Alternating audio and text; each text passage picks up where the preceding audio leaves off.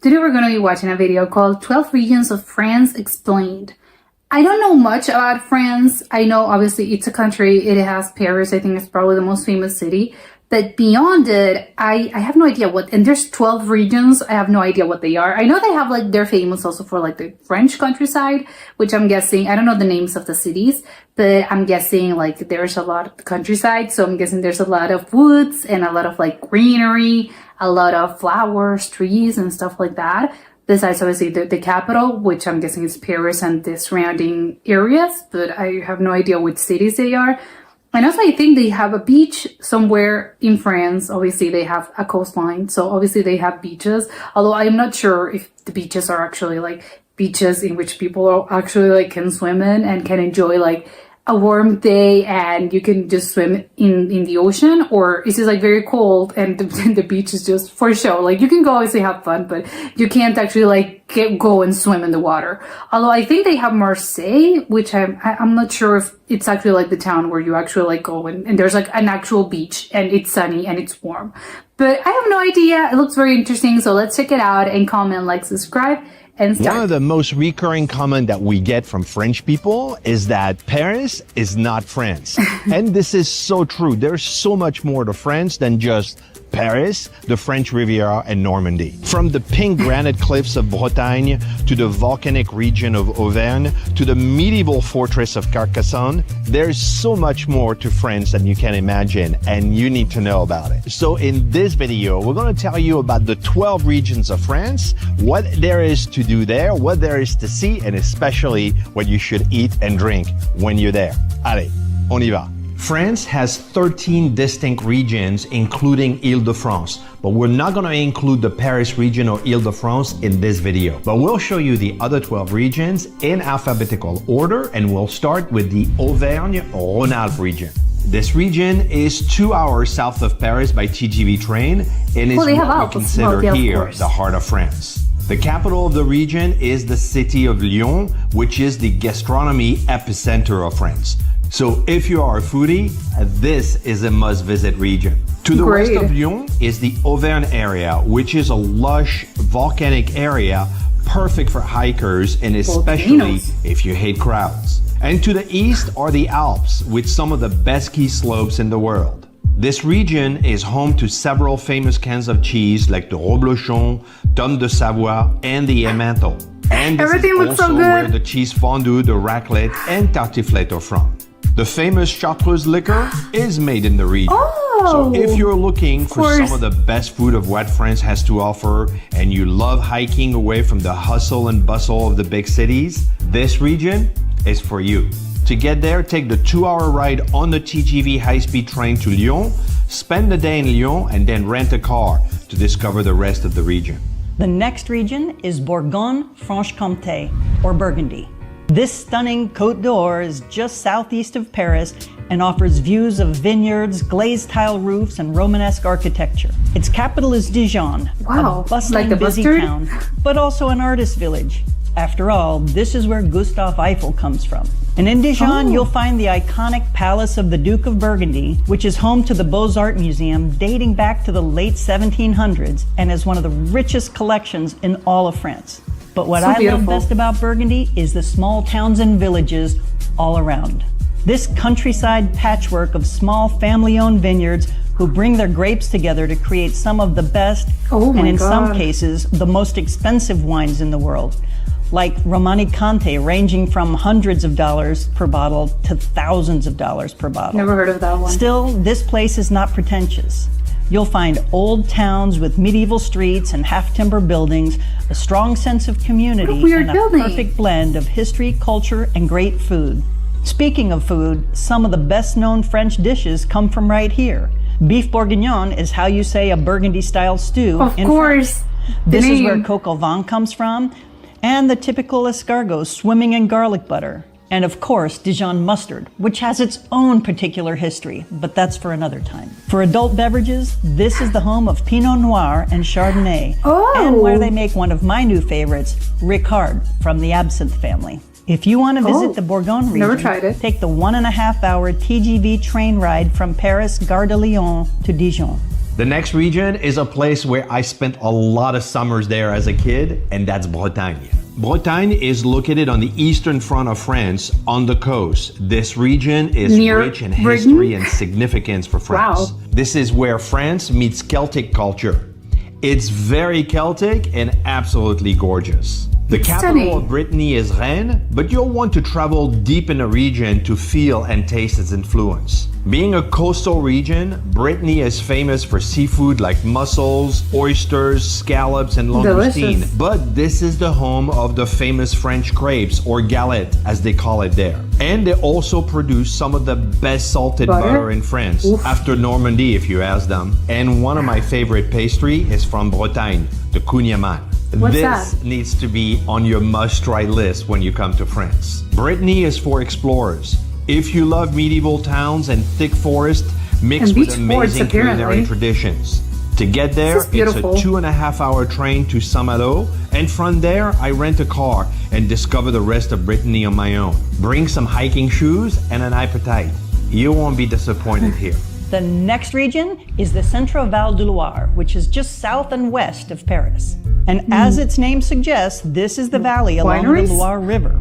Here you'll find fields of grains and flowers, vineyards, and more chateaus than you can imagine, each with their own story of elegant God. lifestyles, fabulous gardens, and personality. It's in the water. The capital city is Orleans, but if you continue just a little bit farther southwest to the town of Tours, you'll find yourself right in the middle of a trail of castles dotting the little villages God, I can't believe along it's the like river. in the lake. Like the Chateau Chambord, Chateau Chenonceau, and the Chateau Amboise, to name a few.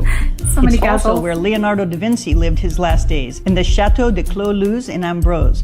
You can still visit his home and see Wow. his models and life-size pieces throughout the garden. When it God, comes that's to so food cool. and beverages, you'll find local flavors of saffron, walnut oil, flavored vinegars, and black truffles. But my favorites are the rillettes, which is a shredded pork spread that you'd put on your baguette, or the rillons, which are bits of flavorful pork belly. And when you put that together with a local goat cheese and a glass of their regional Sancerre, Chenin Blanc, or a Rosé d'Agneau, you're in for a good time. If you want to visit the Centre Val de Loire, take the 1.5-hour TGV train from Gare Austerlitz in Paris to the Tours train station.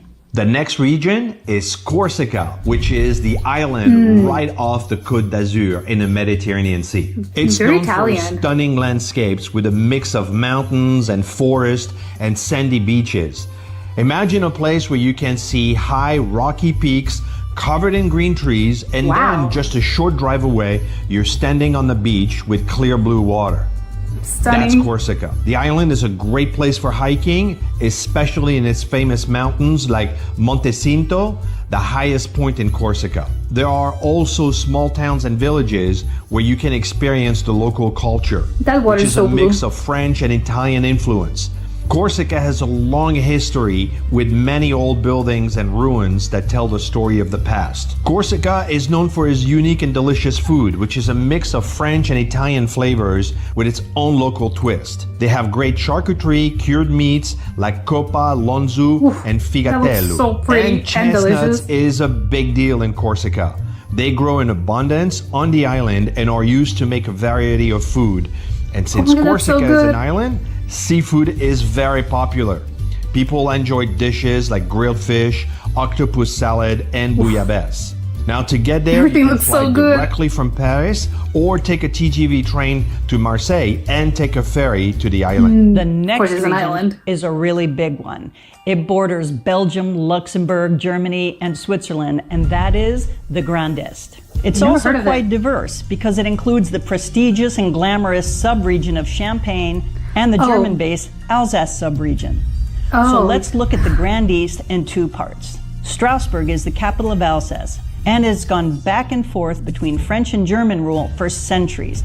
And you can really feel the German influence in the way the language is can tell. spoken and with words that you see on signs and menus.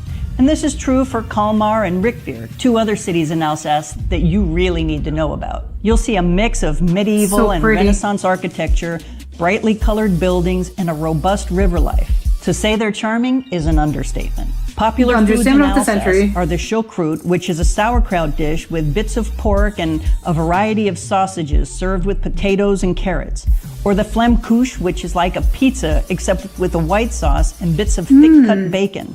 And of course, pretzels, which they call so good. bretzels with a B. When it comes to cheese, this is where you'll find Munster and Gruyere, and you can wash all of those down with one of their local beers, a Riesling white wine, or the Alsatian version of champagne. Everything looks so good. To get to the Alsace sub-region of Grand Est, take the 2-hour TGV train from Gare de l'Est in Paris to the Strasbourg station. For the Champagne sub-region, you may already know what to expect. The capital city is Reims, and they say this is where men go to become kings. Since 816 AD, 33 of them were coronated here, starting with the son of Charlemagne. This is a regal place surrounded by vineyards producing the king of wines. Very appropriate. Until the upper 1600s, grapes grown in the Champagne region made regular flat wine until Dom Perignon, yes, he's a real guy, discovered the modern technique of making the sparkling wine we know today as champagne. And of course, since it's a protected appellation, only sparkling wine grown and produced in the Champagne region can be called champagne. Yeah. Many large houses like Veuve Clicquot, Moet Chandon, Dom Perignon offer tours, and that's pretty cool. But there are also lots of small family-owned houses where you can get more personal experience and often some amazing champagnes. Whether you enjoy your champagne with some fresh fruits, chocolates, and local pink biscuit cookies, or with a charcuterie board with something made with the local black truffles and the fine ham that comes from Reims, you'll make memories to last a lifetime. That's delicious. Get to the delicious. Champagne sub-region of Gare de l'Est, take the 45-minute train from Gare de l'Est in Paris to the Reims train station.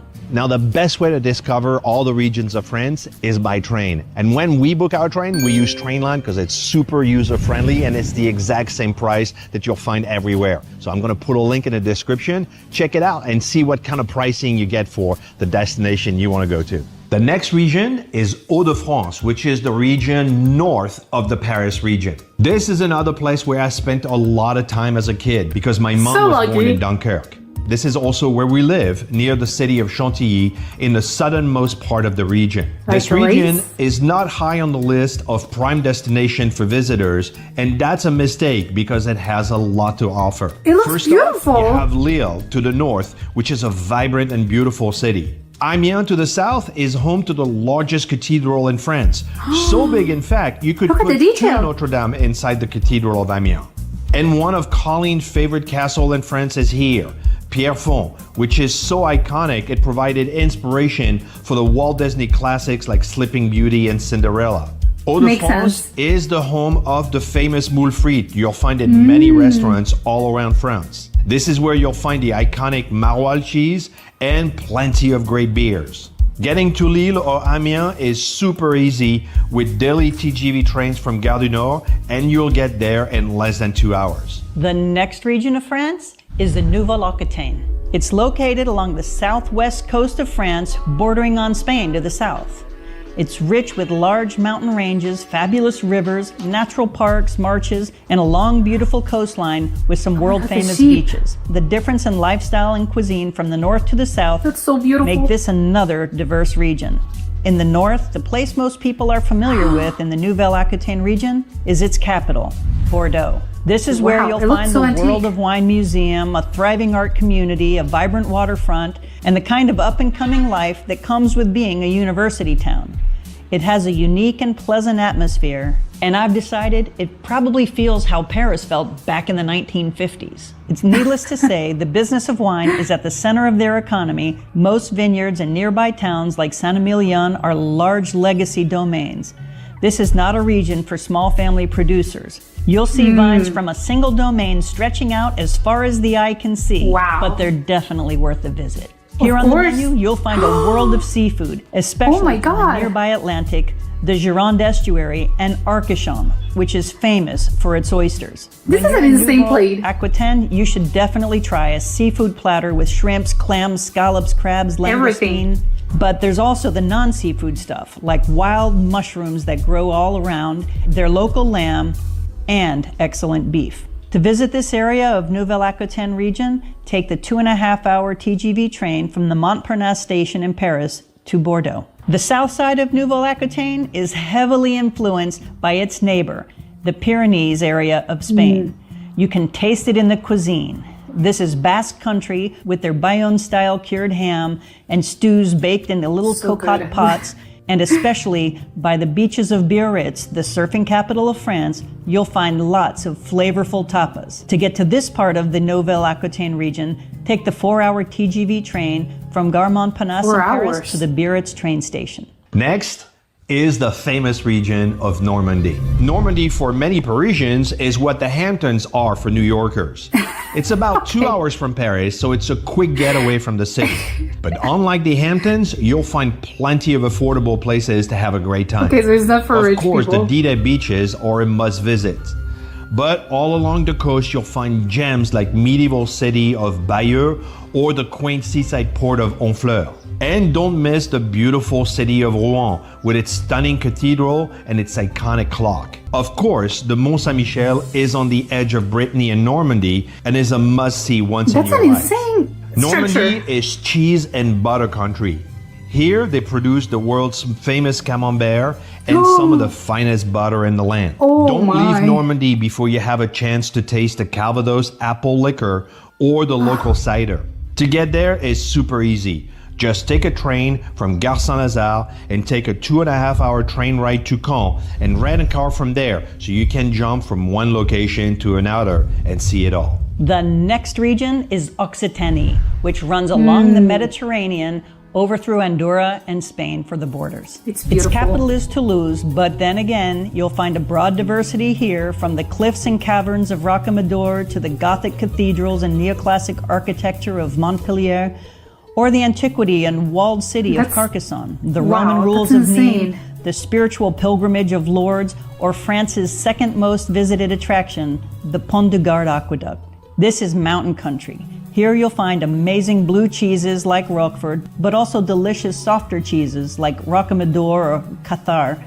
This is where the classic peasant dish cassoulet with its meat and white beans comes from, and it's where the gooey half cheese, half mashed potato aligot comes from. And not to mention the Toulouse sausage, which is the closest thing France has to an Italian sausage. For wines from this region, look for Cahors, Languedoc, or the Clarets. To visit the Occitanie region, take the 4-hour TGV train from Gare Montparnasse to Toulouse. Next is the Pays de la Loire, which is just south of Brittany. It's a great place to visit if you love castles, rivers, and beautiful landscapes. Who Pays de la doesn't? Loire is famous for its stunning castles. One of the most famous is the Château de Brissac, which is the tallest castle in France. There's also Château d'Angers with huge walls and a beautiful garden inside. That's so weird looking. These castles look like something out of a fairy tale. There are charming towns and cities in Pays de la Loire, like Nantes and Angers. Nantes is a lively city with a cool castle, lots of park, and even a giant mechanical elephant that you can ride. Pays de la Loire has delicious food. You can try the rillette or enjoy fresh seafood from the coast. The region is also known for its wine, especially white wine like Muscadet, which go perfectly with seafood. Besides castles and city, Pays de la Loire has peaceful countryside with vineyards, forests, and rivers. It's a great place to go biking, hiking, or just take a leisurely walk to enjoy the nature around you. This is another region that is very easy to get to from Paris with a quick 2-hour train ride for the Montparnasse train station to Nantes. Looks like a snake. And last but not least, the region of Provence, Côte d'Azur. When you hear about the south of France, this is what people are talking about. Here you'll find the oldest city in France, its capital, Marseille, founded in 600 BC by Greek settlers. And this is a main commercial port for France. But along the coast, heading towards the Italian border, you'll find glamorous jet-set beaches, ports with mega yachts, Mediterranean villages where you can walk through town in your espadrilles and sandals, find old clay pots and tiles and little boutiques, and savor a nice rosé on a delightful terrace. It reminds me of the Steve Martin movie, Dirty Rotten Scoundrels. Then again, just northwest of Marseille, you'll find the small provincial town of Aix-en-Provence, or the Roman ruins of Arles, or the Palace of the Popes in Avignon. Wow, it looks like Regardless Colosseum. of where in Provence you find yourself, you won't be far from lavender fields, and you will feel the Mediterranean influence. That's The cuisine gorgeous. is full of dishes with tomatoes and olives and aromatic herbs. After all, this is where ratatouille comes from, and the flavorful bouillabaisse fish stew, Makes sense. or that fabulous garlicky mayonnaise aioli. It's definitely crowded, okay, overcrowded in season, but this is definitely a region of France worth exploring. Go off To visit season. the Provence-Côte d'Azur region, take the 4-hour TGV train from Gare de Lyon in Paris to Marseille, or the 6-hour TGV train, also from 6 Gare de hours. Lyon to Nice. In this video, we told you about the 12 regions of France. Next, I would watch this video, which is all about how to book your train tickets and all about the train stations in Paris.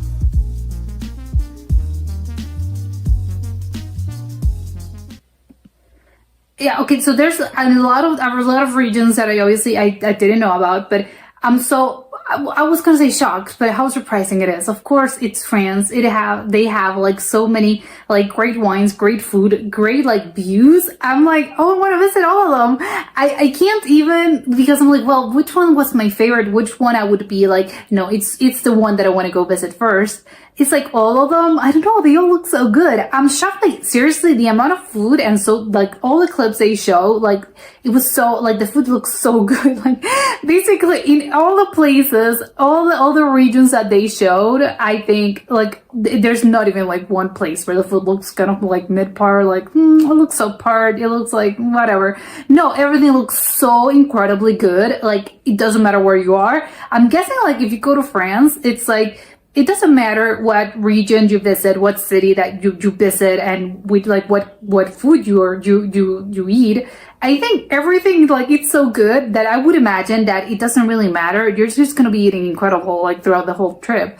And you're gonna be drinking as well, because obviously so many wines, like I think something that maybe like you kind of know but you're not really aware of is the fact that obviously each region has its own like wine and its own speciality when it comes to wine. Not even just food, just wine. And obviously there's champagne, obviously that's the famous one, but all the others, one the Bordeaux, or there was one that was like known for the Clarets, and there's another that's, well, obviously like rosé. But each and one of the regions, I'm surprised by the fact that they have their own special kind of wine. And obviously they all, because they're different, and they're all, some of them are white, some of them are red. So obviously they all taste different, obviously, because I'm wondering, like, well, if you even have like, well, one of them that doesn't have like the origin thing, like the DOC, the thing about, I don't know, like you have, like, I don't know, a type of red wine. I don't know, a Lambrusco, but Lambrusco is not French, but whatever, like, type of French wine, if you have it in one place, I'm guessing it's gonna be very different in another, and they're not gonna taste the same because they're from different regions. And of course, the soil and the grapes really do affect the wine. So it would be so funny and so interesting to go on this sort of like a wine trip, maybe. I'm guessing they do those, right? Where they like, you go around all France, all throughout the regions, and you go and just taste wine through all the vineyards and all the wineries. It would be, I'm guessing there are some touristy packages that do that. I'm guessing I'm not the first person that has come up with the idea, but I would love to do one of those. And also one, like a cheese one, because obviously so many great amounts of cheese. It's like, yeah, I want to do the cheese one and the wine one. And also obviously like the food, so many like great seafood and just like dishes in general. So many like French, like that French traditional, sort of like French traditional cuisine, but it's so good. Like even the Dijon mustard, I want to try some Dijon mustard from Dijon and see if it tastes different from the other, just normal other types of Dijon mustard that you have somewhere else, and that are not made in France, or they're not made in this particular region of France. But also, of course, it has so many like different, I think, maybe, well, you know, it's different, like the whole like landscape and the thing they're famous for, that I'm guessing obviously that affects them culturally as well. And they're so different. It's like some of them are obviously the ones that are near the Mediterranean. People and the culture and the dishes and everything is going to be very different compared to the ones from the north, from Normandy. So it's so like, again, so different and so particular and so cool that you can have like so many different cultural differences in one single country. And I'm gonna finish up by saying, like, I think it's so great and so cool that they have the trains, the high speed trains, and you can visit almost all of them. Some of them, I think that the ones that take the longest are the ones that he mentioned something about, like 6 hour train ride. Another one that was just like a 4 hour train ride, but most of them are just like 2 hours away or less. So it's like, well, if you live there, I would guess all the French people, obviously, like, they go there like throughout like a weekend trip. Like, you can go on a Saturday and go that same day. Like, you can go and return that same day, or maybe like stay for the weekend, stay overnight. And they're so lucky that they get to do that, because they have so many great things, and it's all just like a couple hours away from like where you live. So incredibly lucky, love it. And I want to do a wine and a cheese tour basically, but this is incredible.